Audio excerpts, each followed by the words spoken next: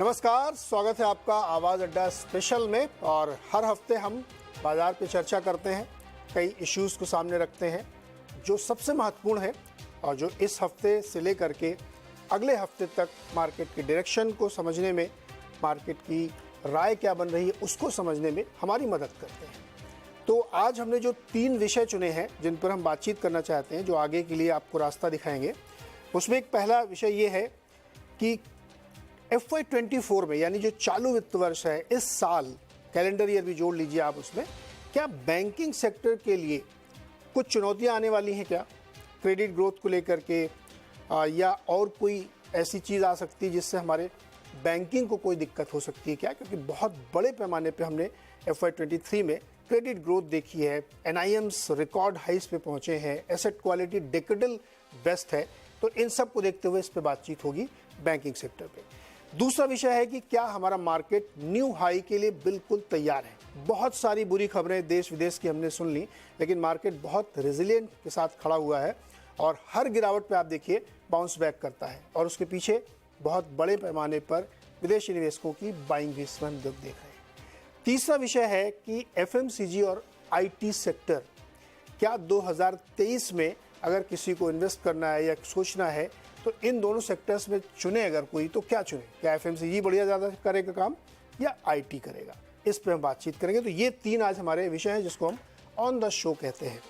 चूँकि बैंकिंग की बात हो रही है और थोड़ा डीप डिस्कशन हम करना चाहते थे, इसलिए हमने एक बहुत ही हमारी रिक्वेस्ट पे विशेष गेस्ट हमारे साथ जुड़े हैं, यूको बैंक के x MD and CEO RK टक्कर सर। टक्कर सर, बहुत बहुत स्वागत है आपका और वे थैंक यू कि आप हमारे साथ इस शो में जुड़े, जहाँ पे हम जल्दी मार्केट की बात करते हैं, लेकिन आज हम लोग थोड़ा बैंक की बात करेंगे, तो आपको हमने अपने साथ जोड़ा। प्रकाश दीवान सर हमारे साथ है, मार्केट के एक्सपर्ट है और किसी परिचय के मोहताज नहीं है और बहुत ही पारखी नज़रों से स्टॉक और सेक्टर को पकड़ते हैं। Gurmeet Chadha, managing partner complete circle के, और अब तो देश विदेश तक इनकी शाखाएं फैल रही हैं। बहुत ही ज़बरदस्त काम चल रहा है, तो गुरमीत जी से भी बातचीत होगी। और साथ ही मनीष डांगी जी हमारे साथ है, मैक्रो इन्वेस्टर एडवाइजर्स के। Manish ji macro picture, bond market और मार्केट का इतना बढ़िया हमें समझाते हैं आसान भाषा में कि बिल्कुल क्लैरिटी आ जाती है। आप सबका सर बहुत बहुत स्वागत है इस खास स्पेशल शो में जो हर हफ्ते हम करते हैं। तो जैसे मैंने कहा कि पहला टॉपिक हम लेना चाहते हैं कि बैंकिंग, क्योंकि बैंकिंग में इसलिए बात करना हमको मन कर रहा था कि एक तो अगर मार्केट को मान के चल रहा है कि बहुत ऊपर की तरफ जाएगा, तो बैंक के बिना तो संभव नहीं है। बैंक इकोनॉमी को मिरर करता है। दूसरा, FY23 का बेस्ट परफॉर्मर था वो। बैंकों के रिजल्ट्स देखिए आप, उनके NIMs देखिए आप, क्रेडिट ग्रोथ देखिए आप, एसेट क्वालिटी देखिए, सब कुछ बहुत ही बेहतरीन चल रही है। क्या लेकिन कुछ ऐसी चीज़ें हैं जो चिंता का कारण हो सकती हैं? जैसे अब कुछ लोग कह रहे हैं कि कहीं कहीं पे आप देखें तो रिटेल या अनसिक्योर्ड लोन में थोड़ी सी नरमी देखने को मिल रही है। हाउसिंग लोन थोड़ा सा नरम पड़ता हुआ दिख रहा है। या इसके साथ ही एक डिस्कशन पेपर आया है RBI की तरफ से, जो अभी सिर्फ विचार के लेवल पे है, अभी उसमें कोई डिसीजन नहीं हुआ है, जिसको हम ECL कहते हैं, एक्सपेक्टेड क्रेडिट लॉस। क्या उससे कोई दिक्कत हो सकती है? बीच में एक दिन बड़ी चर्चा हुई तो सरकारी बैंकों में बड़ी गिरावट आ गई अचानक से, लेकिन फिर ये आया कि नहीं अभी तो केवल ड्राफ्ट पेपर है, तो उसमें रिकवरी हुई। इन सारी चीज़ों को हम समझने की कोशिश करेंगे। टक्कर सर, आपसे शुरुआत करते हैं। ये जो बैंकिंग सेक्टर की इस समय दशा है, उसमें कई सारे प्रॉज एंड कॉन्स है। क्या पीक बन रहा है यहाँ पे, यानी अपने ऑप्टिमम लेवल पे कामकाज हो रहा है, या ये तो अभी पिक्चर अभी शुरू हुई है? नहीं, आप देखिए पिछले बिकॉज कोविड की वजह से या ओवरऑल भी उससे पहले जब असेट क्वालिटी रिव्यू हुआ, जब रिजर्व बैंक ने शुरू किया, तो उसमें बैंकों की हालात में इतनी अच्छी नहीं रही। उनका वो प्रेशर में थे, स्पेशल जो प्रोविजनिंग करने के लिए NPS के ऊपर, और फिर कैपिटल की रिक्वायरमेंट्स की इशू था, जबकि इसमें गवर्नमेंट ने काफी सपोर्ट किया। लेकिन पोस्ट कोविड जो उनका एक अगर रिवाइवल देखें अगर आप, तो वो काफी अच्छा रहा है और उसके पीछे कई कारण हैं। एक तो पहले जो एक क्रेडिट ग्रोथ नहीं हो रही थी, जो हमारा डिपॉजिट ग्रोथ थी बैंकों की वो ज्यादा थी और क्रेडिट की डिमांड कम थी। उसके कई कारण थे, फ्रेश इन्वेस्टमेंट नहीं हो रही थी, फिर कोविड का इशू आ गया, तो और कुछ बैंकों के कैपिटल की वजह से वो भी बैंक भी इतने थोड़े रिलक्टेंट थे फ्रेश फंडिंग करने के लिए, और इवन इंडस्ट्री की तरफ से भी ज्यादा डिमांड नहीं थी। लेकिन अब पिछले अगर आप देखें करीब 1.5 से 2 साल के अंदर ये डिमांड इंक्रीज हुई, स्पेशली जो रिटेल सेक्टर में जो डिमांड आई, और अगर आप देखें तो जो बैंकों का जो ग्रोथ आई है उसमें रिटेल का एक मेजर कंपोनेंट है, जबकि पहले ऐसा नहीं होता था। पहले कॉर्पोरेट सेक्टर या एमएसएमई सब मिला के इसमें ज्यादा ग्रोथ होती थी और रिटेल की कंपैरेटिवली कम होती थी इन मतलब मोस्ट ऑफ द बैंक्स के अंदर। लेकिन अभी जो पीछे देखने में आया है, रिटेल की अच्छी ग्रोथ हुई है, और स्पेशली हाउसिंग वगैरह में, हाउसिंग में, व्हीकल लोन में, इसमें अच्छी डिमांड रही है। नो डाउट थोड़ा सा अभी जो एक ग्रोथ का जो मोमेंटम था उसमें थोड़ा सा फर्क पड़ा है। ब्याज की दरें भी बढ़ी हैं, 250 बेसिस पॉइंट पिछले समझ लीजिए 1 साल के अंदर जो रिजर्व बैंक ने इंक्रीज किया है, उससे इंटरेस्ट रेट बढ़ने से एक थोड़ा सा इफेक्ट आया है। लेकिन अभी भी डिमांड रोबस्ट है, बिकॉज एक्चुअल यूजर है वो आज की डेट में अपना घर जो है, जो एक लोगों का एक प्रायोरिटी होती है, वो उसका एक प्रायोरिटी अभी भी है। तो कुछ डेलिक्वेंसीज लोगों को डाउट था कि शायद ये ब्याज बढ़ने से डेलिक्वेंसीज आएंगी, लेकिन इसमें कोई अभी बैंकों ने इतना ज्यादा इफेक्ट देखा नहीं है कि कोई लार्ज स्केल पे या कुछ as a group as a whole इस पोर्टफोलियो में ज्यादा प्रेशर आए। एज ऑन डेट अभी जो रिपेमेंट्स हैं, एक नॉर्मल में जो एनपीज होते हैं वो तो उसको हम प्रिवेंट नहीं कर सकते, लेकिन कोई ऐसा कोई इंटरेस्ट रेट बढ़ने से इसमें ज्यादा धक्का नहीं लगा है। रही आगे फ्यूचर की बात, फ्यूचर में जो मेरा अपना ये मानना है कि अभी अगले आने वाले इस जो करंट फाइनेंशियल ईयर है, इसमें भी जो ये ग्रोथ का मोमेंटम है, कुछ हद तक शायद थोड़ा सा फर्क पड़े। जो कि अभी 15-16% ग्रोथ थी, वो शायद 12-14 के बीच में आ जाए, लेकिन ग्रोथ रहेगी और इसको रिटेल सेक्टर काफी हद तक इसको वो करेगा, पुश करेगा। और बाकी बैंकों का जो अपनी जो बैंकों की स्थिति है, तो आप देखें सभी बैंकों ने अपने जो एनपीएस थे बाय एंड लार्ज सारी बुक्स क्लियर कर ली है। सबके जो उसके अगेंस्ट जो प्रोविजन करना था, काफी अच्छा प्रोविजन किया हुआ है। कई बैंकों में तो आप देखिए कि जो जिसे हम पीसीआर प्रोविजनिंग कवरेज रेशियो बोलते हैं, वो इवन 85-90% तक भी कई बैंकों की मतलब वो प्रोविजनिंग हो गई है। तो उससे उनके अंदर एक इनहेरेंट स्ट्रेंथ आ जाती है कि आने वाले टाइम में अगर कहीं से कुछ इश्यूज आते भी हैं, चाहे वो वर्ल्ड इकोनॉमी है, क्योंकि एक्सपेक्टेशन ये है कि अमेरिकन इकोनॉमी शायद रिसेशन में जाएगी, तो उसका एक चेन रिएक्शन होगा, इफेक्ट तो हर एक कंट्री पे आएगा। लेकिन जो हमारे देश के या बैंकिंग सिस्टम है या जो हमारा फाइनेंशियल सिस्टम है, उसने it has been very resilient. ये तो हमने देखा ही है पिछले कितने सालों के अंदर कि कोई भी ऐसे इश्यूज आते हैं तो हमारी उसको एब्जॉर्ब करने की कैपेसिटी काफी अच्छी है। तो वो बैंकों के जो ये चीजें हमारे जो फाइनेंशियली जो इनमें अंदर स्ट्रेंथ आ गई है बैंकों की बैलेंस शीट के अंदर, वो इनको इन कल को कोई इशू आते हैं तो उसको मुकाबला करने में उनको एक इंटरनली कोई दिक्कत नहीं आएगी। कुछ इफेक्ट आने की मतलब जरूर आएगा कुछ। हाँ, चूंकि हमने कहा ना कि लास्ट फाइनेंशियल ईयर की तो ये बहुत ही सक्सेस स्टोरी आप कह सकते हैं कि बहुत अच्छी एसेट क्वालिटी, और एसेट क्वालिटी में अभी भी कोई दिक्कत नहीं आएगी। वो इस साल भी संभावना है कि बहुत ही बढ़िया रहेगी। केवल ये है कि थोड़ा निम्स पीक कर गए हैं तो थोड़ा सा नीचे आ सकते हैं। रिटेल ग्रोथ जो बहुत एक्स्ट्रा ऑर्डनरी बढ़िया चली थी वो थोड़ी ठंडी पड़ सकती है। इस तरह कुछ चीज़ें आ सकती हैं। मनीष, ये जो बैंकिंग सेक्टर की पूरी स्टोरी है जो पिछले साल बहुत ही शानदार रही है, इन्वेस्टर के लिहाज से या आप जिस तरह से देखते हैं, उसमें आपको कोई चिंता के बादल दिख रहे हैं कि FY24 के लिए कुछ कंसर्न्स हो सकते हैं? हाय नीरज, तो बेसिकली बैंकों को generally structural problem balance sheet के थ्रू आती है कि अगर जो पुराने बहुत सारे आपने अगर लोन दिए हैं और वहां नुकसान हो जाए, एनपीए हो जाए, तो उसकी वजह से ऑफ कोर्स लेंडिंग स्टैंडर्ड भी टाइट हो जाते हैं, बैंक कम पैसा देते हैं और ऑफ कोर्स नुकसान को उनको पीएनएल के थ्रू फ्लो करना पड़ता है, तो वो खराब वक्त निकलता है जो हमारा 2015 से 19 के बीच में निकला था। तो अच्छी बात पहले ये है बैंक के लिए कि जो कई बार अपनी बात हुई है कि बैंकों को बैलेंस शीट लेवल पे कोई इशू नहीं है।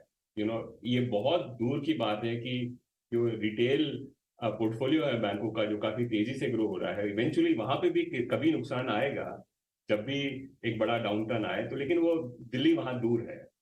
दूसरा ये कि कैपिटल एडिक्वेसी मार्केट के दृष्टिकोण से देखें तो कैपिटल एडिक्वेसी सभी बैंकों की कमोबेश बहुत अच्छी है और उसकी वजह से वन डाइल्यूशन कम होगा, दूसरा एक हेडरूम रहेगा ग्रो करने के लिए। तो ये पॉजिटिव है नीरज। नेगेटिव की अगर बात करें तो वो पीएनएल के अंदर नेगेटिव हो सकता है, प्रॉफिट एंड लॉस के पॉइंट ऑफ व्यू से। कि पहला ये कि जो कासा है, जो करंट अकाउंट और सेविंग्स अकाउंट के अंदर एक बहुत बड़ा सब्सटेंशियल पार्ट बैंकों का डिपॉजिट जो है वो कम रेट के ऊपर बैंकों को अवेलेबल होता है, वहां एक स्ट्रेस नीरज अब डेवलप हो रहा है। लोग जो यूएस को ट्रैक करते हैं वो जान रहे हैं कि क्यों बहुत सारे बैंकों से पैसा निकल करके मनी मार्केट फंड में जा रहा है, क्योंकि बैंक वहां पे 0% 10 बेसिस पॉइंट 20 बेसिस पॉइंट देते हैं, जबकि मनी मार्केट 5% दे रहे हैं। हिंदुस्तान में इतना बड़ा वेज नहीं है, लेकिन आज एक मनी मार्केट फंड 7% देता है, जबकि स्टेट बैंक ऑफ इंडिया सा के अंदर 3.5 दे रहा है, और डिपॉजिट जो है वो 8 पे दे रहा है, 7.5 पे दे रहा है। तो एक ये बहुत अच्छा 3-4 साल का जो वक्त निकला था, जिसके अंदर बैंकों ने भरपूर पैसा कासा में इकट्ठा किया और कम रेटों पे इकट्ठा किया, वो अब फिक्स डिपॉजिट कम रेट से हाई रेट के अंदर रोटेट हो रही है, और कासा जो है लाइकली वहां से मूव होकर के फिक्स डिपॉजिट या मनी मार्केट के अंदर मूव करेगा, प्राइमरीली फिक्स डिपॉजिट में मूव करेगा। तो वहां एक निम के पॉइंट ऑफ व्यू से जो हमारा पीक निम है वो हमारे पीछे है। आगे अगला 6 महीना, 12 महीना, 18 महीना निम के ऊपर स्ट्रगल आएगा, क्योंकि कासा जो है वो फिक्स डिपॉजिट में कन्वर्ट होगा, और इसकी वजह से जो बैंकों के फाइनेंस का कॉस्ट है वो बढ़ जाएगा। और दूसरा जो है कि ग्रोथ थोड़ा सा स्लो हो रहा है। अगला 3 महीने, पिछले 3 महीने का अगर रन रेट बेसिस पे अगर ग्रोथ देखूं, ईयर ऑन ईयर तो अभी भी 15% पे ग्रो कर रहे हैं हम लोग, लेकिन 3 महीना के अंदर छोटा सा किंक है ग्रोथ के अंदर, 11-12% की ग्रोथ ही बची है। तो एक तो ये कि फाइनेंस का कॉस्ट बढ़ रहा है, दूसरा ग्रोथ थोड़ी सी स्लो हो रही है। लेकिन अब पुरानी बात हमारी, क्योंकि कैपिटल एडिक्वेसी सारे बैंकों की बहुत अच्छी है नीरज, तो बेसिकली ओलिगोपोलिस्टिक सेटअप के अंदर भी एक बहुत लाइकली है कि बड़ा कॉम्पिटिटिव एनवायरनमेंट डेवलप होगा, जिसके अंदर बैंक एक दूसरे से फाइट करने लगेंगे कम रेटों के लिए, लोन देने के लिए। तो उसकी वजह से भी निम शायद कमजोर होगा। तो ये दो नेगेटिव है नीरज, जो बैलेंस शीट से रिलेटेड नहीं है, जो टिपिकली बैंकों के अंदर स्ट्रेस आता है, बल्कि उनके बिजनेस से रिलेटेड है कि एक तो बिजनेस थोड़ा स्लो होगा, और वहां पे निम जो है वो कमजोर हो जाएंगे। अच्छा, एक सवाल और इसमें, चूंकि आपने डिपॉजिट की, कासा की बात की, चूंकि इन्फ्लेशन काफी ज्यादा है अभी भी अपनी कंट्री में, और नंबर्स में हो सकता है कि कई बार सीपीआई हमें ये आभास देता है कि इन्फ्लेशन कम हो रहा है, लेकिन जब हम अपने घर से निकलते हैं खर्च करने के लिए तो हमें पता चलता है कि नहीं, इन्फ्लेशन है और तगड़ा इन्फ्लेशन है। क्या ऐसे में जो कॉर्पोरेट डिपॉजिट तो आता रहेगा, लेकिन रिटेल डिपॉजिट थोड़ा सा कम हो सकता है, ये चैलेंज होगा? नहीं, जैसे एक फाइनेंशियल सेक्टर में कोई भी पार्टिसिपेट करता है तो कॉर्पोरेट डिपॉजिट जो है वो तो बहुत रेट सेंसिटिव होता है, लेकिन रिटेल डिपॉजिट भी इंडिया के अंदर, क्योंकि क्या है कि रिटेल भी एक मिसनोमर है कि ऑलमोस्ट 65-70% जो है वो एचएनआई डिपॉजिट है, तो वो भी काफी रेट इलास्टिक है। तो हिंदुस्तान के अंदर दो चीजें हैं, एक तो ये कि हमारे फिक्स डिपॉजिट का टर्म जो है वो बहुत कम है, 1-1.25 साल 1.5 साल के अंदर मोटा मोटी पूरा फिक्स डिपॉजिट का पोर्टफोलियो, इवन फिक्स डिपॉजिट जो है, टर्म डिपॉजिट जो है वो रोल होने लगते हैं। तो यहाँ पे 2 लेवल पे स्ट्रेस है नीरज, एक तो ये कि कासा शिफ्ट होगा फिक्स डिपॉजिट में, और दूसरा जो पुराने फिक्स डिपॉजिट कम रेटों पे थे वो अब रोल होंगे हायर फिक्स डिपॉजिट पे, वो दोनों लेवल पे होगा। कॉर्पोरेट तो खैर बहुत क्विक होते हैं ये करने के लिए, लेकिन इवन एचएनआई या जो आम रिटेल है वो भी मोस्ट प्रॉब्ली 7.5-8% की एक अट्रैक्टिव यील्ड के ऊपर मूव करने की कोशिश करेगा। तो मोटा मोटी मेरे ख्याल से एक बड़ा मोमेंटम बनेगा हिंदुस्तान के बैंकों के अंदर कि उनका जो टर्म डिपॉजिट है वो as a percentage of overall deposit base actually बढ़ेगा। ओके, प्रकाश सर, अब ये 2 चीजें तो लग रही होंगी, आप इसी के संदर्भ में मैं आपसे घुमा के सवाल पूछता हूं, क्या इस साल आप बैंकों में नजर रखेंगे कि निवेश के लिहाज से, या आप अपनी स्ट्रेटजी को चेंज करेंगे? क्योंकि निम्स पीक हो रहे हैं, क्रेडिट ग्रोथ थोड़ी नीचे आएगी 1-2%, तो जो एक बढ़िया रैली अभी बनी है वो शायद थोड़ी सी कम होगी।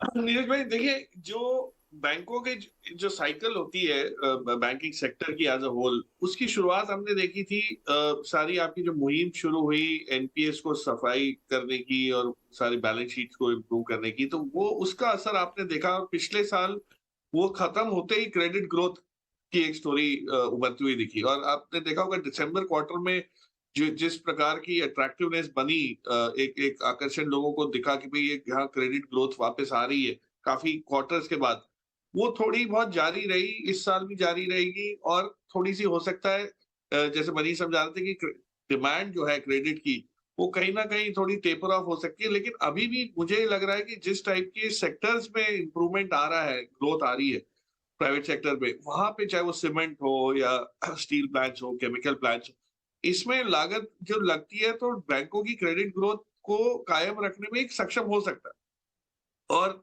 इंपॉर्टेंट चीज ये है कि क्रेडिट ग्रोथ का साइकिल अगर चलता रहा तो आपकी कॉस्ट ऑफ फंड्स के साथ साथ आपकी नीम कॉन्ट्रैक्शन जरूर हो रही है, जो कासा डिपॉजिट्स कन्वर्ट होके हायर कॉस्ट डिपॉजिट्स में जा रहे हैं, लेकिन आपकी क्रेडिट ग्रोथ जो है वो कहीं ना कहीं आपको कॉम्पनसेट करेगी।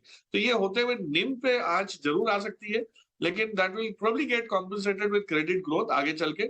वहां तो एक टाइम करेक्शन आप जरूर दीजिए। तो आपका सवाल का जवाब ये कि मैं बैंकों में निवेश करना चाहूंगा, बिल्कुल करना चाहूंगा, क्योंकि जो बड़े दिग्गज बैंक है वो सभी अपने अपने एक एवोल्यूशन के प्रोसेस से गुजर रही है। जैसे आप एचडीएफसी को देख लीजिए, तो वहां एक अलग ही चाल दिख रही है जो एचडीएफसी के साथ मर्जर जो हो रहा है उसके साथ। तो उसमें उनकी उनकी उनका रुख जो है वो अपनाना उनके लिए थोड़ा सा समय लग सकता है, लेकिन एक यूनिक स्ट्रेंथ आई। एक्सिस ने सिटी बैंक का जो अधिकरण किया उसके बाद वो आपको अलग तरह से चलता हुआ दिख रहा है। आईसीआईसीआई ने कुछ अपने बिजनेसेस जो डाइवर्स किए, जो जो सब्सिडरीज थी उसमें सब रीस्ट्रक्चरिंग हुई, तो उसके बाद जो अब ये खेल तो हो रहा है कि भाई कंसोलिडेट होके जिस टाइप की इंप्रूवमेंट दिखी है आपको नंबर्स में, ये कायम रह सकती है। और यही चीज आपको छोटे बैंक्स में भी कहीं ना कहीं दिख रही। सो मेरे हिसाब से मौका जरूर लगेगा आपको इन्वेस्ट करने का, लेकिन एक टाइम करेक्शन को थोड़ा सा एक्सेप्ट करना पड़ेगा हमें कि भाई ये जो ग्रोथ आई है ये थोड़ी सी स्टेडी हो जाए। मतलब आपके P price to book multiples जो बढ़ चुके हैं उनको थोड़ा स्टेडी होने दीजिए, let the book build up. और जैसे ही बुक आपको बिल्ड होती हुई दिखेगी, और मेरा अनुमान है कि सितंबर टू दिसंबर क्वार्टर में आपको ग्रोथ वापस अच्छी खासी ग्रोथ आती हुई दिखेगी पोस्ट मॉनसून। तो थोड़ा रूरल डिमांड जो है वो ट्रिकल अप इफेक्ट जिसको हम कहते हैं, तो वो सारा आपको दिखना शुरू हो जाएगा। लेकिन हो सकता है वो ग्रोथ आपको दिसंबर क्वार्टर में मिले, और तब तक अगर स्टेडी भी रहते हैं स्टॉक्स तो आपको एक बहुत अच्छी एंट्री लेवल के चांस मिल जाते हैं। लेकिन लॉन्ग टर्म बेसिस पे मुझे नहीं लगता कि क्रेडिट ग्रोथ साइकिल में कहीं आंच आनी है, या एनपीए क्रिएशन में कोई तरह की आंच आनी है, या प्रॉफिटेबिलिटी में कहीं मार पड़ने की उम्मीद आपको बैंकों में दिख सकती। ओके गुरमीत सर, एक इसी जवाब में एक सवाल है मेरा और दूसरा, क्या इन्वेस्टिंग के लिहाज से या मार्केट को जो लोग ट्रैक कर रहे हैं बैंकिंग सेक्टर में, वो एक बड़े बैंक और ज़्यादा लेवरेज ले सकने वाले बैंकों में कंसंट्रेशन आप देखेंगे? क्योंकि किसी ने मुझे ये बताया कि जो बड़े बैंक है ना उनको तब भी सस्ती कैपिटल मिल जाएगी और वो अच्छे से लेंड कर पाएंगे, तो अपनी नीम को शायद वो मैनेज कर पाए, लेकिन छोटे बैंकों के लिए ये समस्या हो सकती है। तो क्या 2024 वाले वित्त वर्ष में ये भी हो सकता है कि कंसंट्रेशन होने लगे बड़े बैंकों की तरफ इन्वेस्टिंग के लिहाज से भी, और सारे फैक्टर्स हैं इसमें? नीरज जी, बहुत अच्छा सवाल है। मैं इसको दो पार्ट में आंसर करता हूँ। देखिए, एक तो क्रेडिट ग्रोथ मॉडरेट होगा थोड़ा सा। मार्च में आप देखिए ऑलरेडी 15.7% आ गया। तो अब अगर हमारा नॉमिनल जीडीपी ग्रोथ 11% के आसपास रहता है, 6-6.5 का जीडीपी ग्रोथ और 4 से 5% का इन्फ्लेशन, तो कुछ बैंक्स जो हैं, क्योंकि 1.5 टाइम्स क्रेडिट ग्रोथ होता है नॉमिनल जीडीपी का अच्छे बैंक्स का, कुछ बैंक अभी भी मुझे लगता है 15% से ऊपर का ग्रोथ कर सकते हैं। और आपको थोड़ा सा सिलेक्टिव होना पड़ेगा। पूरे सिस्टम वाइड 15-16% क्रेडिट ग्रोथ के चांसेस थोड़े कम है, अनलेस शार्प रेट कट होना शुरू हो जाए, जिसकी पॉसिबिलिटी अभी तो नहीं लगती है, एटलीस्ट 3-4 महीने नहीं लगती। दूसरा डिफरेंशिएटर लायबिलिटी होगा। मैं मनीष की बात से थोड़ा सा अग्री करता हूँ। तो आपको उन बैंक पे नजर रखनी है जहां पे लायबिलिटी ग्रोथ भी अच्छा हो रहा है, मॉकअप कर रहे हैं। जैसे एचडीएफसी ने 20% डिपॉजिट ग्रोथ किया, अभी एक्सिस ने जब सिटी बैंक का एक्विजिशन किया है, काफी फोकस है। दूसरा आपको ये देखना है कि यूको बैंक में जो सर उन्होंने भी बात बताई कि प्रोविजनिंग किसकी कितनी अच्छी है। तो हमें भी ये नजर रखनी है कि जो आपकी स्लिपेजेस कितने आ रहे हैं क्वार्टर, रीस्ट्रक्चर्ड बुक कितनी है आपकी, जो SMA 3 है उसमें कितना प्रेशर आ रहा है। और एक अच्छी बात जो है कि सिस्टम वाइड जो प्रोविजनिंग है, कंटिजेंट सब मिला के अच्छे लेवल पे है, तो फ्यूचर क्रेडिट कॉस्ट बढ़ने की संभावना थोड़ी सी कम है। कुछ गलतियों से सीखे हैं बैंक हमारे, तो थोड़ा सा वैल्यूएशंस पे ध्यान देना पड़ेगा मेरे हिसाब से। खाली ये इतना सिंपल नहीं है लार्ज वर्सेस स्मॉल। मैं मानता हूँ थोड़े लार्ज प्राइवेट सेक्टर बैंक्स को एक एज है। तो जैसे एक्सिस बैंक अगर आप देखेंगे तो 1.5-1.6 बुक वैल्यू पे है। आप सिटी बैंक का अगर वो 12,500 करोड़ का वन ऑफ हटा दें तो मैंने पिछले पूरे एक साल में उनका 1.8% का आरओए और 17-18% का आरओई आया है। बहुत टाइम बाद एक्सिस बैंक में ऐसा नतीजा देखने को मिला है। आईसीआईसीआई कंटिन्यूअसली ट्रांसफॉर्म हो रहा है संदीप बख्शी जब से आए हैं। पिछले आप 10-12 क्वार्टर देखिए, क्वार्टर ऑन क्वार्टर आपको ग्रोथ दिख रही है। कुछ छोटे बैंक्स भी मुझे लग रहा है अच्छा कर रहे हैं। आईडीएफसी फर्स्ट मुझे लग रहा है काफी अच्छा कर रहा है लेगेसी। तो कॉम्बिनेशन जरूरी है। आप ओवरवेट हो सकते हैं थोड़ा सा लार्ज प्राइवेट बैंक से, और आप थोड़ा सा जो छोटे बैंक्स हैं, स्मॉल फाइनेंस बैंक्स हैं, या कुछ जो एनबीएफसी है जो अफोर्डेबल हाउसिंग पे जिनका फोकस है, माइक्रो लैब करते हैं, मुझे लगता है वो भी अच्छा करेंगे। तो हाउसिंग लोन में स्ट्रेस आया है, अफोर्डेबल हाउसिंग की ग्रोथ अभी भी अच्छी है, और मुझे लगता है ये थोड़ी सेकुलर स्टोरी है। तो एक थोड़ा सा जो हमें बैंक निफ्टी में एक सेकुलर मूव मिला, वो शायद पूरे FY24 में देखने को नहीं मिलेगा, थोड़ा सिलेक्टिव होगा। तो कुछ अच्छे बैंक्स, कुछ छोटे बैंक्स और कुछ सिलेक्ट एनबीएफसी। गुरमीत जी बैंकर भी रह चुके हैं, आपने आईडीएफसी फर्स्ट का नाम लिया सर, उसके मार्जिन देखे आपने? मतलब too good to believe type का लग रहा था, इतने हाई मार्जिन, सस्टेनेबल है क्या वो? सर देखिए आईडीएफसी बैंक का सर क्या है, थोड़ा सा अगर आप क्रेडिट प्रोफाइल ठीक से चेक करेंगे, मैं सिलेक्टिव स्टॉक्स पे इतना चर्चा नहीं करूंगा। हाँ नहीं बिल्कुल, वो जनरल है, जनरल चर्चा है, कोई रिकमेंडेशन नहीं भाई, यहाँ पे कोई चर्चा हम लोग उस तरह की नहीं करते हैं जी। तो मेरा ही मानना है, देखिए अगर आप उनका इंफ्रा बुक देखें, जो लेगेसी बुक है वो अब सब 5% रह गई है। कासा लगभग 58% है। कासा में उनको एज इसलिए भी है कि वो 6% ऑफर कर रहे थे सेविंग अकाउंट में, तो उनको काफी मोबिलाइजेशन मिला। और पिछले एक साल का डेट फंड का परफॉर्मेंस अच्छा नहीं रहा क्योंकि इंटरेस्ट रेट बढ़ रहे थे, तो मार्केट इम्पैक्ट भी मिला। दूसरा जो उनके आप सारे पोर्टफोलियोज देखेंगे, क्रेडिट कार्ड देखिए, एसएमई देखिए, रिटेल देखिए, उनका जो एवरेज यील्ड है अच्छा है। तो मुझे लगता है, और मेरे मेरे जो उनके रिटेल हेड हैं, उन्होंने मुझे हायर किया था सिटी बैंक में, तो हो सकता है मेरा बायस हो थोड़ा सा, बट मैंने मैं वैद्यनाथन सर की भी जर्नी को ट्रैक किया है। रिटेल लोन का बिजनेस उनकी जो पूरी मैनेजमेंट टीम को काफी अच्छा समझ में आता है। बिल्कुल, ये सवाल इसलिए नहीं था कि पर्टिकुलर उस बैंक पे, क्योंकि इस बार ऐसे तूफानी रिजल्ट्स आ रहे हैं सारे बैंकों के कि कई बार यकीन नहीं होता कि गजब ऐसा भी हो रहा है अपनी देश में, अपनी इकोनॉमी में। तो इसलिए मैंने सवाल पूछा है। बिल्कुल डिस्क्लोजर है कि कोई रिकमेंडेशन नहीं, यहाँ पे किसी भी स्टॉक का अगर नाम लिया जा रहा है तो वो केवल समझाने या उदाहरण के लिए, रेफरेंस के लिए। टक्कर सर, एक विषय और आपसे समझ जाऊंगा, आप सभी से, ये जो एक एक्सपेक्टेड क्रेडिट लॉस का एक पेपर, एक विचार रखा गया है, इसकी वजह से एक दिन बीच में पूरे सरकारी छोटे बैंकों में बड़ी पिटाई हो गई, डर गए लोग कि पता नहीं एक नया नियम क्या आने वाला है। समझाइए मैं क्या है, और क्या वाकई इससे डरना चाहिए?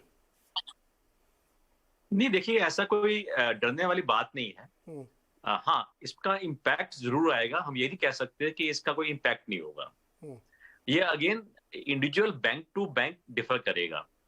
और अगेन जैसे हम पहले बात कर रहे हैं, या बाकी प्रवक्ता भी कह रहे हैं, कि ये हर एक बैंक की इंडिविजुअल जो बैलेंस शीट है उसकी इनहेरेंट स्ट्रेंथ है अब्सॉर्ब करने की, इन द सेंस कि पहले उन्होंने जो अपने एनपीए के प्रोविजंस किए हुए हैं वो कितने कर रखे हैं, उनकी एसेट क्वालिटी कैसी है, और जो उनके पास्ट एक ट्रेंड रहा है उनके जो पोर्टफोलियो का लोन्स का, वो किस डायरेक्शन में रहा है। जो एक्सपेक्टेड क्रेडिट लॉस है वो इन सब चीजों को देखते हुए जो रिजर्व बैंक की जो ड्राफ्ट गाइडलाइंस हैं, या जो एक प्रपोजल आने वाला है, उसमें ये है कि बैंकों को जो ये प्रोविजन अभी हम करते हैं, अभी तो एक टाइप का एक स्टैंडर्ड फॉर्मूला है, अगर ऐसा अकाउंट है तो उस पर इतना परसेंट करना है, ये अकाउंट की पोजीशन है तो इतना परसेंट करना है। तो वो जो कॉन्सेप्ट है उससे वो कॉन्सेप्ट चेंज हो जाएगा, और ये जो प्रोबेबिलिटी ऑफ डिफॉल्ट है कि डिफॉल्ट होने के क्या चांसेस हैं, इसके बेस के ऊपर बैंकों को करना पड़ेगा प्रोविजन। तो जब शुरू में एकदम ये बात आई तो परहैप्स लोगों को इसका कुछ समझ नहीं आया, या उनको एग्जैक्टली नहीं पता लगा कि इसका क्या इम्पैक्ट होने वाला है, तो उसकी वजह से हो सकता है मार्केट पे इफेक्ट आया हो। लेकिन मैं ये नहीं कहूंगा कि इसका बिल्कुल इफेक्ट नहीं आएगा। अभी जो एक एस्टिमेट्स हैं, अगेन ये रफ एस्टिमेट्स हैं, कि कहना है कि ये जो एक्सपेक्टेड क्रेडिट लॉस की जो प्रोविजनिंग है, जो एक बैंकों के जो उनका लोन पोर्टफोलियो हुआ है उसके अराउंड 1 to 1.5% का इफेक्ट एक बैंकों को एडिशनल प्रोविजन करना पड़ सकता है। लेकिन अगेन मैं दोबारा कह रहा हूं कि ये बैंक टू बैंक डिफर करेगा। हर एक बैंक के इंटरनली उन्होंने क्या उनका एसेट की क्वालिटी है, क्या प्रोविजन उन्होंने ऑलरेडी कर रखे हैं, और क्या उनका एक ट्रेंड रहा है पिछले कई सालों में अकाउंट्स का एनपीए का स्लिप होने में, वो जो प्रोबेबिलिटी है उसके बेस के ऊपर डिपेंड करेगा। तो जरूर इफेक्ट आएगा, बट इतना ज्यादा नहीं कि बैंक उसको एब्जॉर्ब नहीं कर सकेंगे। जिन बैंकों की बैलेंस शीट स्ट्रांग है, जिन्होंने अच्छे प्रोविजन किए हुए हैं, वो इसको उन पे ज्यादा इतना लोड नहीं आएगा। But to some extent yes, there will और बी सम खास तौर पे टक्कर सर छोटे बैंकों में ज्यादा असर पड़े, क्योंकि उनके लिए 1.5-2% तो काफी बड़ा हो जाएगा, उनके लिए काफी बड़ी रकम हो जाएगी अगर वो 1-2% भी करते, छोटे वाले बैंक खास तौर पे। डेफिनेटली छोटे बैंकों की परहैप्स उनकी शायद वो फाइनेंशियल जो स्ट्रेंथ है इतनी नहीं हो, लेकिन उनकी अगर बैलेंस शीट भी छोटी है तो उन पे इम्पैक्ट भी इतना ज्यादा नहीं आएगा। मैं ये नहीं कहूंगा कि उन पे इम्पैक्ट ज्यादा आएगा।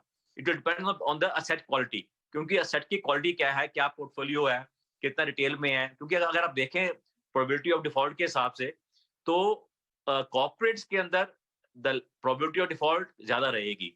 तो जो बैंक्स शायद रिटेल में है उनके ऊपर इम्पैक्ट कम आएगा। तो ये बैंक के अपने पोर्टफोलियो पे और असेट क्वालिटी पे और कितनी प्रोविजनिंग है, आई थिंक वो ज्यादा उस पे फर्क पड़ेगा। ओके मनीष, क्या ये आपको जरूरी लगता है कि ऐसा होना चाहिए, या ज्यादा कंजर्वेटिव अप्रोच लिया जा रहा है? नहीं नीरज, एक्चुअली क्या है कि आजकल हम 14-15% की ग्रोथ पे एक्साइट हो जाते हैं, बिकॉज अभी काफी समय तक 2000 से 2012-13 तक ग्रोथ यूज्ड टू बी 15, 25, 30, 35% तक। तो उस वक्त ऑफ कोर्स इतना तेजी से जब ग्रो हुए थे, उसके बाद में काफी एनपीएस क्रिएट हो गए, और उसका एक की लर्निंग था। हालांकि 2003 से 7 के बीच में काफी हमारे प्रोविजंस, स्टैंडर्ड प्रोविजंस बढ़ाए गए थे, रेड्डी ने खास करके। लेकिन उसके बाद एक लर्निंग पोस्ट 2008 थी कि हमने शायद स्टैंडर्ड प्रोविजंस को उतना नहीं बढ़ाया जितना बढ़ाना चाहिए था। उसकी वजह से हमको एक बहुत लंबे समय तक, ऑलमोस्ट 2013-14 से 2019-20 तक जो काफी लॉसेज आए, और उसको अकोमोडेट करने के लिए लेंडिंग स्टैंडर्ड्स को टाइट करना पड़ा, और इवेंचुअली इकोनॉमी और बैंकिंग दोनों को का परफॉर्मेंस खराब हुआ। तो उसकी वजह से ये काउंटर सिक्लिकल मेजर है। एक बात जानने की जरूरत है कि इस वक्त जो हिंदुस्तान में बैंकों की बैलेंस शीट का ग्रोथ हो रहा है, क्रेडिट का खास करके, उसमें से एक बहुत सब्सटेंशियल पार्ट पर्सनल लोन्स, और उसमें भी एक सिग्निफिकेंट पार्ट जो है वो अनसिक्योर्ड लोन, ड्यूरेबल लोन्स और unsecured type of loan outside of even home loan हो रहा है। और वहां पर जब भी सिक्लिकल डाउनटर्न आएगा तो उसमें एक हमारा एक्सपीरियंस, पुराना एक्सपीरियंस से बताता है कि वहां पे लॉसेस सब्सटेंशियल हो सकते हैं। हाउस लोन जो है वो बहुत अच्छा बिहेव करता है इवन डाउनटर्न में इंडिया में, लेकिन जो पर्सनल लोन्स हैं वो इतना अच्छा बिहेव नहीं करते हैं। तो उसकी वजह से इवन बैंकों के लिए बेहतर है कि ये छोटा सा एक अंकुश लगाया जाए वहां पे, और वो थोड़ा सा स्टैंडर्ड प्रोवाइड करें इस चीज को कि जब भी डाउनटर्न आएगा, क्योंकि हमने कई बार डिस्कस किया है कि हर 4-5 सालों के अंदर एक बड़ा डाउनटर्न आता है जिसके अंदर काफी नुकसान होता है, और उस वक्त इन बैंकों के पास में एक अच्छा खासा अब्जॉर्प्शन कैपेसिटी रहे, वो उन बैंकों के लिए भी अच्छा है। तो मेरे को नहीं लगता कि जिस तरह की पोर्टफोलियो को बैंक बिल्ड कर रहे हैं उसके हिसाब से इस वक्त ये सही है कि हम थोड़ी अब्जॉर्प्शन कैपेसिटी बैंकों के अंदर धीरे धीरे डेवलप करें। और मेरे ख्याल से ये एंड नहीं है नीरज, ये जो प्रोविजनिंग है वो यहाँ से और बढ़ेगी, given the kind of portfolios that banks are underwriting. क्योंकि अनसिक्योर्ड और उस तरह के लोन, अभी हमने ग्राफिक में भी दिखाया कि वो पोर्टफोलियो सबसे ज्यादा तेजी से बढ़ रहा है। गुरमीत, चिंता है इसकी, या ये बहुत अच्छा कदम है आपके हिसाब से जिसको लेना ही चाहिए? और आगे जाते हुए, चूंकि अगर इस तरह की चर्चाएं आ रही हैं, अभी देखिए दर्शकों को भी समझना चाहिए ये ऐसा कुछ नहीं हुआ है, एक थॉट प्रोसेस है केवल कि ऐसा सरकार, आरबीआई सोच रहा है कि ऐसा करना चाहिए। लेकिन जब आप कोई चीज़ सोचते हैं उसके पीछे एक बैकड्रॉप होता है, जिसकी इशारा मनीष कर रहे हैं कि एक साइक्लिकल चीज़ है, तो उसमें कहीं ना कहीं ये चीज़ आ सकती है। आप कैसे देखते हैं इस मूव को? नीरज जी, मेरे से सवाल? जी आपसे गुरमीत, आपसे। तो अच्छा कदम है नीरज जी, और हमेशा से आरबीआई रिस्क मैनेजमेंट में बाकी सेंट्रल बैंक से अपनी नीतियों में आगे रहा है। हमने देखा कैसे लोकल बैंक क्राइसिस यूएस में प्ले आउट हो रहा है। तो जब भी साइकिल टर्न होगी तो साइकिल टर्न्स होती रहती है। हालांकि मेरा अभी मानना है कि नियर टर्म में जो आप देख रहे हैं शायद वो क्योंकि इंटरेस्ट रेट पीक कर रहे हैं, तो इंडिया का 6% आई थिंक एक आप जो देख रहे हैं वो शायद लो पॉइंट है। ग्रोथ मुझे लगता है बेटर होनी चाहिए अगले साल से, पर जब भी साइकिल टर्न होगी इसको ग्रेजुअली क्रिएट करना चाहिए। और मैंने एक चर्चा और भी करी थी, आप देखिए जो क्रेडिट अंडर राइटिंग है, बैंकिंग में बैंक्स में बहुत साल काम किया मैंने जी, अब की क्रेडिट राइटिंग और पिछली क्रेडिट राइटिंग में थोड़ा फर्क है। मैं नहीं बोलूंगा कि वो ये दिन एकदम ठीक है और वो दिन खराब थे। तो अगर आप देखेंगे जो क्रेडिट एक्सेस अब मिल रहा है ना, जैसे मैं पीछे राजस्थान ट्रैवल कर रहा था, तो मैंने एक किराना स्टोर में एयू फाइनेंस के बंदे को बैठ के फाइनेंशियल्स बनाते देखा, एक किराना स्टोर की जिसके फाइनेंशियल्स नहीं थे, वो रिटर्न नहीं फाइल करता था, तो वो यूपीआई का डेटा, उनका कैश सेल्स का डेटा ट्रैक करके उनको एक माइक्रो लैब दे रहा था 5 लाख रुपए का किराने की दुकान के अगेंस्ट। तो थोड़ा सा जो एक्सेस मिला है ये यूपीआई से और इंक्लूजन से, उससे भी क्रेडिट क्रिएट हो रहा है। और अंडर राइटिंग जो है उसके 2 पार्ट होते हैं, एबिलिटी टू पे, दूसरा विलिंगनेस टू। वो बहुत इंपॉर्टेंट एस्पेक्ट होता है और उसके लिए आपको लोकल प्लेसेस को समझना बहुत जरूरी है। जैसे फॉर एग्जांपल होम फर्स्ट है, होम फर्स्ट एक स्पेसिफिक टेरिटरी में काम करता है और उसका यील्ड 5.5%। तो ऐसा नहीं है कि 5.5% यील्ड है तो बहुत रिस्की है। आप क्रेडिट अंडर राइटिंग कितनी अच्छे से कर रहे हैं, उसकी ज्योग्राफी कितने अच्छे से समझ रहे हैं, ये फिजिकल है। आपको लोकल लोग भी चाहिए वहां पे समझने के लिए कि एनवायरनमेंट कैसा है, और आपको अच्छा डिजिटल कैपेबिलिटी भी चाहिए। तो थोड़ी प्रोविजनिंग होना अच्छी बात है। और जैसे मैंने बोला, कंटिन्यूसली अगर आप रिस्ट्रक्चर्ड पूल ट्रैक करेंगे इंडस्ट्री लेवल पे, एटलीस्ट अच्छे प्राइवेट सेक्टर बैंक का, आप स्लिपेजेस देखेंगे क्वार्टर ऑन क्वार्टर, तो वो ट्रेंड काफी बेहतर है। और बैंक सब जगह कंटिजेंट प्रोविजनिंग कर रहे हैं, तो मुझे लगता है हम बेटर प्रिपेयर्ड है। और अगर प्रोविजनिंग आगे और करेंगे, तो अगर प्रोविजनिंग आप कंजर्वेटिव है तो प्रोविजन राइट बैक भी हो सकते हैं।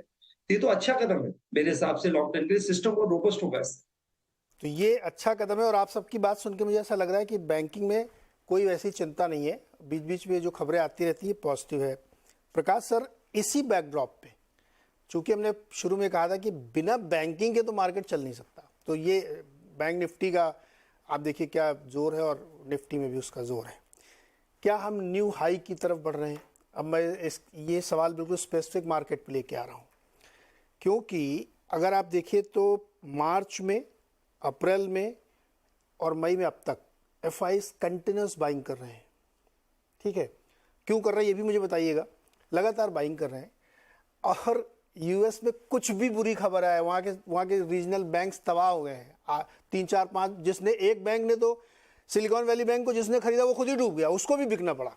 ऐसी परिस्थितियां वहाँ चल रही हैं। लेकिन ना उधर के किसी मार्केट को कोई बहुत चिंता है, ना हमारे यहाँ चिंता है, और रेजिलियंस है। तो क्या हम लोग अब न्यू हाई की तरफ बढ़ रहे हैं?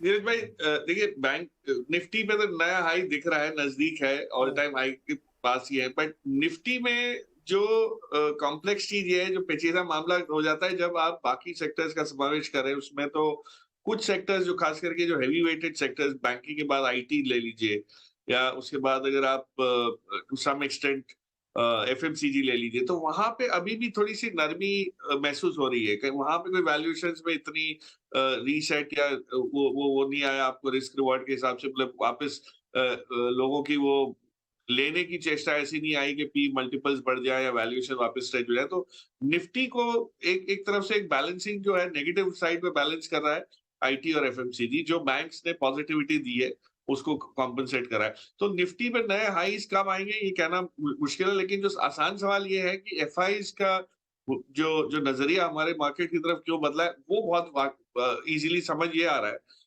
आपको ख्याल होगा दिसंबर के महीने में, नवंबर दिसंबर में चाइना रीओपनिंग को लेकर बड़ी एक्साइटमेंट थी ग्लोबल मार्केट्स में कि चाइना खुल रहा है और चाइना से ये अब होना शुरू हो जाएगा, ये मुमकिन हो रहा है, ये सेक्टर चलेगी, ये सब। अब वो पैसा तो लगा दिया उन्होंने, लेकिन वहां से कोई इस टाइप की खबर नहीं आई जो आईआईपी के जरिए देखे या बाकी आंकड़ों के जरिए देखे। ऑफ कोर्स चाइना के जो आंकड़े होते हैं वहां डाउटफुल भी काफी रहता है, आप किस पे विश्वास करे, कितना करे, ये भी थोड़ा संदेहजनक रहता है। बट पॉइंट इज कि वहां से जो उम्मीद थी उसके सामने कोई इस टाइप का रिटर्न या परफॉर्मेंस दिखी नहीं है। तो उस वजह से इंडियन मार्केट में जो रो धो के नकारते हुए फाइनली जब एक्सेप्ट हुआ कि नहीं, हिंदुस्तान के मार्केट में परफॉर्मेंस, और खास करके आप रिजल्ट सीजन में देखिए, हमारा रिजल्ट सीजन के 45 दिन हो गए, आज रफली 40 दिन हो गए। अब ये 40 दिनों में जो भी रिजल्ट आया, और आपने खास कहा बैंकों में देख लीजिए, बड़ी कंपनीज के दिग्गज कंपनी में, सीमेंट क्षेत्र से लीजिए, स्टील से लीजिए, ऑटोमोबाइल से लीजिए, हर जगह नंबर्स आपको ठीक ठाक आए, तो कई स्लो डाउन हमको नंबर्स में तो नहीं दिख रहा। तो नेचुरली एफआईज का रुख हमारे यहाँ पे इसलिए भी बदल गया है कि हम चाइना से परफॉर्म करने में सक्षम रहे हैं और आगे चल के एक बहुत बड़ी, बहुत क्लियर उम्मीद दिख रही है कि विजिबिलिटी कायम रहेगी। और लास्ट चीज ये है कि आपको याद होगा, हमने करीब महीने 1.5 महीने पहले जब ये रीजनल बैंक्स की चिंताएं यूएस में थी तब डिस्कस किया था, और हमने ये भी हम लोग बात कर रहे थे कि हमारी बैंकों को उससे कोई लेना देना नहीं है, पिटाई जरूर हुई है, लेकिन एक वो सेंटिमेंटल रब ऑफ इफेक्ट था। अब वो तब लोग मान नहीं रहे थे कि नहीं हमारे यहाँ बैंक कैसे ठीक ठाक रह सकती है जब वहां की बैंकों में कंटेजन आ रहा है और एक के बाद एक का नाम वो हो रहा है लुढ़कते हुए। हमारे यहाँ बैंक्स का और रेगुलेटरी एनवायरनमेंट की जो ताकत है वो बहुत क्लियरली आपको दिख रही है कि आज system is far more robust, और हमने इस टाइप के क्रेडिट एक्सेसेस जिसको कहते हैं कि हमने एक जिसको कहते हैं ना, मतलब ज्यादती कहीं नहीं की है क्रेडिट ग्रोथ में, कि इस टाइप की वो जो हुई थी वो पहले हुई थी, वो 5-7 साल पहले हमने उसकी सफाई शुरू कर दी।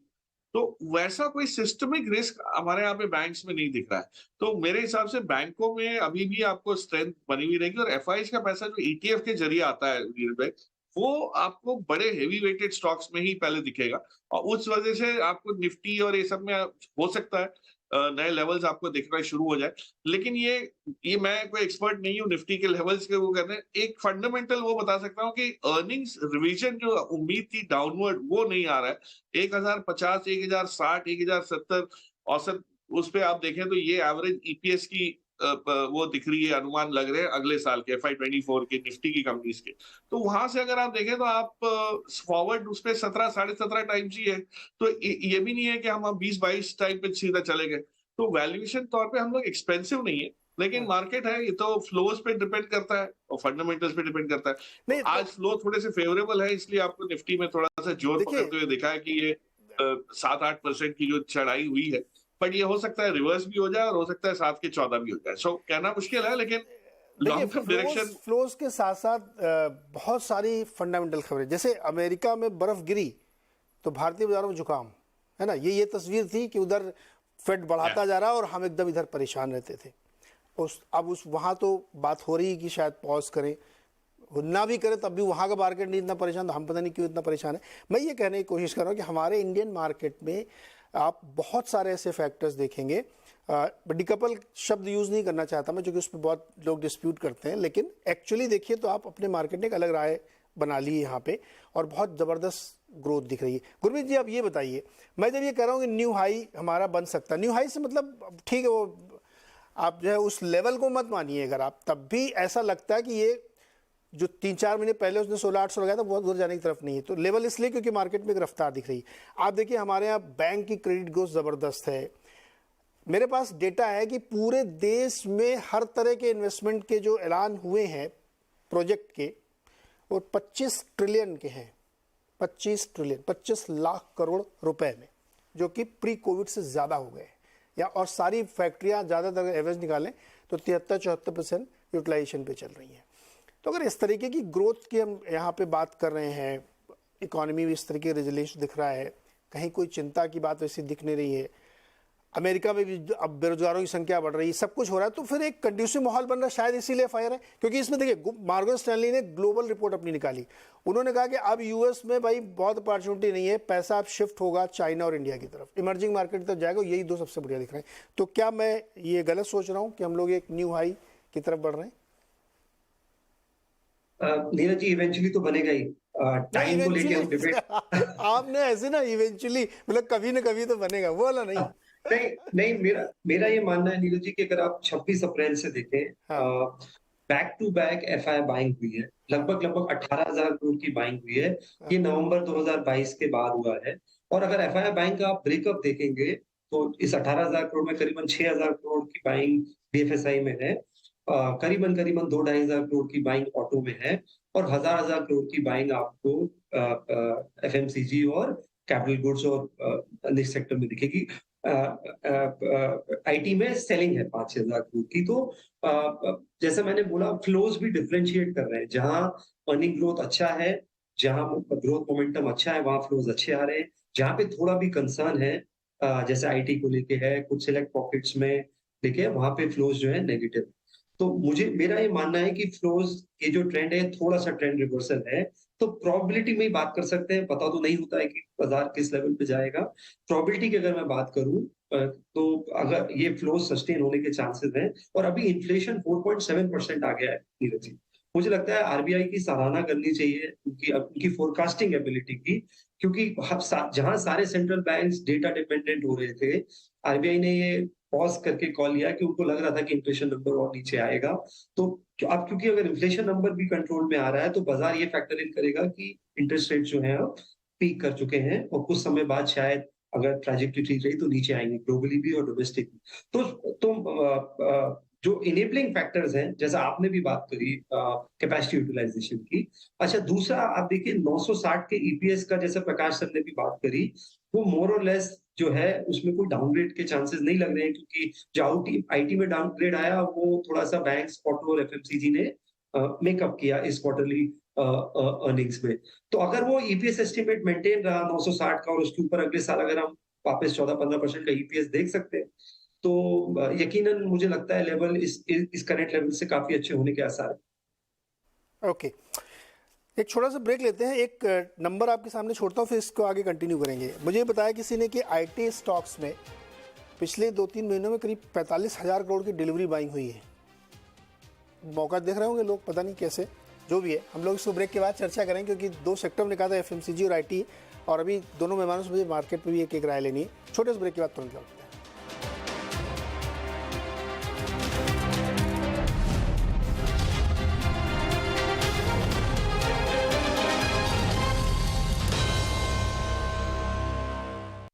We don't just design new cars. We create new ways to design all cars. In fact, we make the whole world of India's mobility new forever. Okay guys, इस बार टीम सिलेक्शन सिर्फ फॉर्म के basis पे होगा, past records और popularity पर नहीं। There's only one change in the team. Suraj will play in place of Ravi. Coach, ये रवि को बाहर छोड़ना सही है? मेरी एनालिसिस कहती है कि सूरज फॉर्म में है, और अच्छे रिजल्ट्स के लिए फॉर्म देखना जरूरी है, नाम नहीं।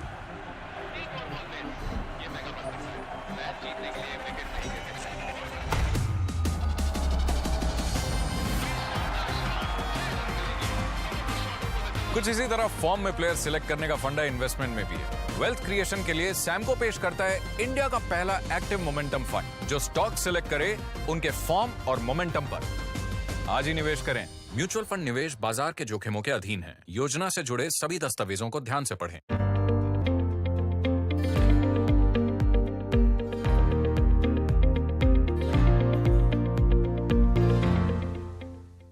गैलेंट एडवांस टीएमटी सरिया, इसकी ताकत बने घर की ढाल और इसकी फ्लेक्सिबिलिटी रखे घर को सॉलिड सालों साल। गैलेंट एडवांस टीएमटी सरिया, निर्माण का real hero. Let's you and me step out and see how blue the sky, how tall the trees. Cause forever. Skoda brings you Kushaq and Slavia, India's safest family cars.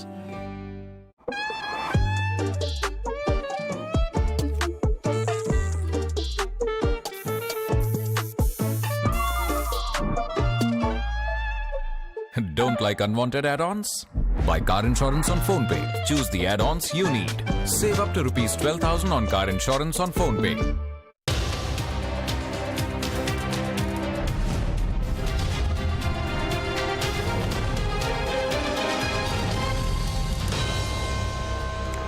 स्वागत है एक बार फिर से आपका आवाज अड्डा स्पेशल में, जहां पे हम मार्केट सेक्टर और उन विषयों की बात कर रहे हैं जो आपके दिमाग में इस समय चल रही होंगी कि यार ये क्या हो रहा है और आगे इसमें क्या होगा। हमने अभी बैंकिंग सेक्टर बहुत डिटेल में डिस्कस किया, मार्केट की रफ्तार को डिस्कस किया, और अब हम डिस्कस करेंगे आईटी बनाम एफएमसीजी, क्योंकि ये दो सेक्टर ऐसे हैं, एक बहुत चल रहा है और एक बिल्कुल खड़ा हुआ है। दोनों में क्या होगा। लेकिन मार्केट में एक क्विक व्यू मेरे को रह गया था टक्कर सर से और मनीष जांगी। हालांकि टक्कर सर बैंकिंग एक्सपर्ट है, लेकिन मुझे लगता है कि सर मार्केट तो ट्रैक करते ही होंगे। टक्कर सर, आपको कैसा लग रहा है मार्केट आजकल? नहीं, मार्केट तो आई थिंक जैसे बाकी सब ने कहा वो एक्सपर्ट्स हैं, तो मैं भी उनसे काफी हद तक सहमत हूँ। और मार्केट में ये है कि हमारा जैसे बैंकिंग में हम ज्यादा बात करते हैं फाइनेंशियल्स की या ओवरऑल के फाइनेंशियल सिनेरियो क्या है, स्टॉक मार्केट में और फैक्टर्स भी इन्फ्लुएंस करते हैं, लेकिन जो थोड़ा बहुत मैं उस पर ट्रैक करता हूँ, I think IT sector obviously जो एक टर्मोइल आया है बाहर के देशों में, क्योंकि हमारा आईटी सेक्टर ऑब्वियसली डिपेंडेंट है बाहर के ऑर्डर्स के ऊपर, तो उस पर तो इफेक्ट आएगा। एफएमजीसी सेक्टर का ये है कि हमारी जो अपनी लोकल डिमांड है या डोमेस्टिक डिमांड है वो अच्छी रोबस्ट रही है, और उम्मीद भी यही है कि अभी वो रहेगी अच्छी, मतलब इंक्रीज आएगी उसके अंदर। तो डोमेस्टिक ग्रोथ की वजह से आई थिंक एफएमजीसी सेक्टर को की परफॉर्मेंस बेहतर होनी चाहिए, मेरा अपना ये मानना है आईटी सेक्टर से। बाकी मैं इतना ज्यादा एक्सपर्ट नहीं हूँ, बट एक सर इतना ही काफी कह सकता हूँ। बिल्कुल बिल्कुल। Manish Dangi sir, rural economy से जुड़े हुए बहुत सारे नंबर्स आपने जरूर ट्रैक किए होंगे, पढ़े होंगे। नीलसन का सर्वे, कैंटार का सर्वे, सब ये बता रहे हैं कि रूरल इकोनॉमी अब पटरी पे लौट रही है। अभी बहुत तेज़ ग्रोथ नहीं हुई, लेकिन वापस आ रही है, और चुनावी साल है। केवल एक वो मानसून को लेकर के थोड़ा बीच बीच में बात लोग करते हैं, एल निनो है, पता नहीं क्या क्या होगा कि नहीं होगा पता नहीं, लेकिन ग्रोथ लौट रही है। तो इसका असर एफएमसीजी में दिख रहा है। आप देखिए जो भी रिजल्ट्स आए हैं उसमें बहुत अच्छे रिजल्ट आए, ग्रोथ दिख रही है, और एफएमसीजी सेक्टर हाइस पे चल रहा है। लाइफ में शायद ईयर हाई पे पहुंच गया है, और आईटी सेक्टर बिल्कुल वहीं पे खड़ा हुआ है। अगर इन दोनों को मार्केट से भी जोड़ के देख लें तो आपको इसमें से क्या पसंद है? आईटी एक ग्लोबल सिक्लिकल बिजनेस है, तो अगर ग्लोबल ग्रोथ स्लो डाउन हो रहा है तो जनरली उसको आप अगर एंटिसिपेट कर रहे हैं तो आईटी विल डू बैडली, है ना।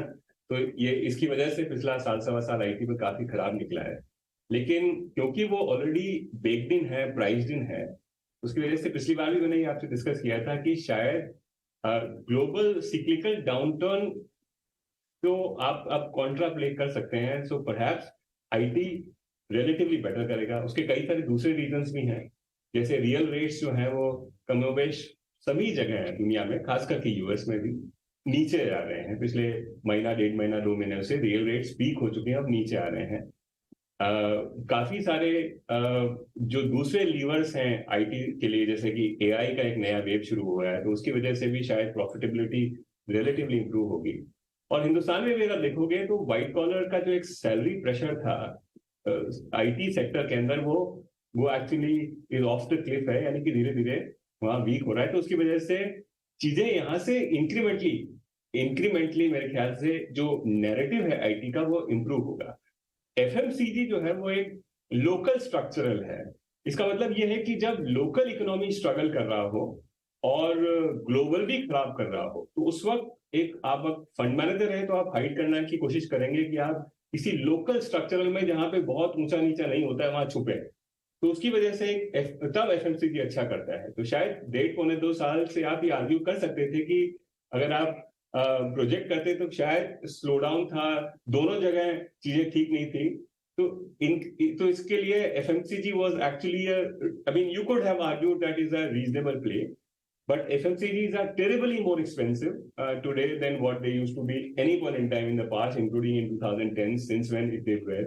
और local growth जो है वो थोड़ी सी structurally at margin at least weak लग रही है। 4-5 सालों से जो है contra to narrative जो build हुआ है उसके बनिस्बत हम लोगों को थोड़ा सा इसका ऑब्जर्वेशन करना चाहिए कि लोकली इकोनॉमी बहुत अच्छा नहीं कर पाई है। तो उसकी वजह से मेरे को लगता है कि अगर आपको दोनों में से एक ही चूज करना है तो आप ग्लोबल आईटी या जनरल आईटी को आपको incrementally allocation point of view से चूज करना चाहिए बनिस्बत एफएमसीजी को। वैल्यूएशन पॉइंट ऑफ व्यू से भी, नैरेटिव पॉइंट ऑफ व्यू से भी, और इंक्रीमेंटली जो सारे लीवर्स हैं वो मेरे ख्याल से ग्लोबल आईटी में रिलेटिवली बेटर पॉइज्ड हैं लोकल एफएमसीजी की बनिस्बत। प्रकाश सर, आप क्या चूज करेंगे, आईटी या एफएमसीजी? नीरज भाई, अभी अगले 6 महीने तक तो एफएमसीजी में जो रौनक दिखी है वो कंटिन्यू हो सकती है बहुत क्लियरली, क्योंकि हमने वॉल्यूम ग्रोथ नहीं देखा, वैल्यू ग्रोथ देखा है। लेकिन जिस प्रकार से वॉल्यूम ग्रोथ आने की भी उम्मीद बन रही है, और आपको पता है मॉनसून के आसपास जो डिमांड साइड है थोड़ी सी तो उसके बाद इम्प्रूव होती है, तो फेस्टिव सीजन तक हो सकता है आपको एफएमसीजी में एक कंटिन्यूस वो दिखे, मोमेंटम दिखे। और जैसे मनीष समझा रहे हैं कि ग्लोबली जैसे ही यूएस में इंटरेस्ट रेट्स की जो बढ़त है वो थमना शुरू होगी, इंटरेस्ट रेट ऑफ होंगे, जो पिवट होगा जब भी होगा, अब मैं ये नहीं जानता कि ये इस अगली मीटिंग में होगा या 2 मीटिंग बाद होगा, लेकिन towards end of the year जब वो होता है तो आपको उसके बाद से आईटी स्पेंड्स वापस एक रिज्यूम होते हुए दिखेंगे, क्योंकि आईटी स्पेंड पे मतलब स्पेंड ना करना कोई विकल्प नहीं है कंपनीज के लिए। स्लो डाउन हो सकता है, कॉन्ट्रैक्ट साइज रिड्यूस हो सकते हैं, लेकिन वहीं हमारी कॉस्ट भी काफी हद तक घटी है। तो जो वैसी वाली कंपनीज हैं जो अपने आप को फ्लेक्सिबल रखती हैं और उसका फायदा उठा सकती है, और आपने देखा होगा जैसे बड़ी कंपनी टीसीएस जैसी कंपनी बहुत सारे डोमेस्टिक ऑर्डर्स के पीछे लगी हुई है और वो हासिल भी कर रही है। तो कहीं ना कहीं आईटी में एक बैलेंस आएगा, लेकिन हो सकता है 6 महीने बाद इंप्रूवमेंट शुरू हो। तो पहले 6 महीने आपका जवाब, स्पेसिफिक सवाल का जवाब ये है कि पहले 6 महीने एफएमसीजी चलेगा और उसके अगले 6 महीने जो है साल के, वहां पे आपको आईटी भी रौनक लाते हुए दिखेगा। सो दोनों का काम है, लेकिन थोड़ा सा टाइमिंग का फर्क पड़ जाए। मतलब पहले 6 महीने इधर फिर उधर, ये एक टेक्निकल पोजीशन है कि अभी चूंकि एफएमसीजी चल बहुत चुका है और अभी हमने स्क्रीन पे दिखाया कि F24 मतलब इस साल का तो 0%, मतलब आईटी चला ही नहीं है, वहीं पे खड़ा हुआ है। गुरमीत, एफएमसीजी तो चूंकि सिक्लिकल नहीं है, उसमें हालांकि कुछ नेस्ले वगैरह ने कैपेक्स अनाउंस किया है, नया प्लांट डालेंगे, बड़ी अच्छी उनको ग्रोथ यहाँ पे दिख रही है। थोड़ा सा प्रीमियम साइड, अच्छा एफएमसीजी बड़े मजेदार रिजल्ट थे। आप सारी कंपनियों के रिजल्ट देखिए तो उनके पोर्टफोलियो के अंदर जो प्रीमियम प्रोडक्ट है उसमें जबरदस्त ग्रोथ है। हो सकता है कि बिस्किट कम बिके हों, वो दिखा भी था ब्रिटानिया वाले में, लेकिन नेस्ले के प्रोडक्ट बहुत बिके। टाटा कंज्यूमर के संपन्न ब्रांड के सारे प्रोडक्ट बिके। लोगों ने 1000 करोड़ की कॉफी पी डाली स्टारबक्स में। सो उसके अंदर भी एक वो के शेप वाला मामला चल रहा है और शायद इसीलिए वो और आगे एक्सपेंड कर रहे हो। लेकिन आईटी की स्टोरी है कि अभी बिल्कुल वो चला नहीं। तो क्या एक टेक्निकल की वजह से आईटी है, या फिर जब आईटी चलेगा, लोगों के हाथ में पैसा आएगा तो एफएमसीजी भी चलेगा फिर से दोबारा से? क्या लेंगे आप?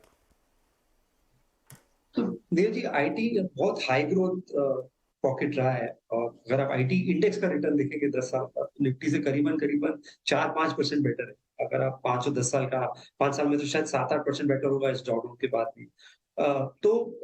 मेरा ये मानना है कि दोनों में पॉकेट्स देखना इंपॉर्टेंट है। सेकुलर कॉल मैं नहीं दूंगा दोनों पॉकेट्स। जैसे आपने एफएमसीजी में बोला, मुझे लगा जो एफएमसीजी में फूड बिजनेस है वो बहुत अच्छा करेगा। कल कर्नाटका के भी नतीजे हैं, अगर एग्जिट पोल सही है तो मुझे लगता है इस साल 6-7 स्टेट इलेक्शंस है, रूरल इकोनॉमी पे बहुत फोकस रहेगा सरकार का बूस्ट करने के लिए। उसमें कई स्कीम्स दी जाएंगी, कुछ सब्सिडीज दी जाएंगी, आपको दिखेगा। थोड़ा सा वीक पॉकेट भी रहा है। तो आपने ब्रिटानिया की चर्चा की, उन्होंने 13% रेवेन्यू ग्रोथ करी और मार्केट शेयर भी गेन किया पार्ले से। 1.5 टाइम्स उनका मार्केट शेयर बढ़ा है कुछ पॉकेट्स में। इनफैक्ट अगर आप उनका नॉन बिस्किट सेगमेंट देखेंगे, वो अपने आप को टोटल फूड कंपनी बोलते हैं, वो बिस्किट सेगमेंट से 1.5 टाइम्स ग्रो किया।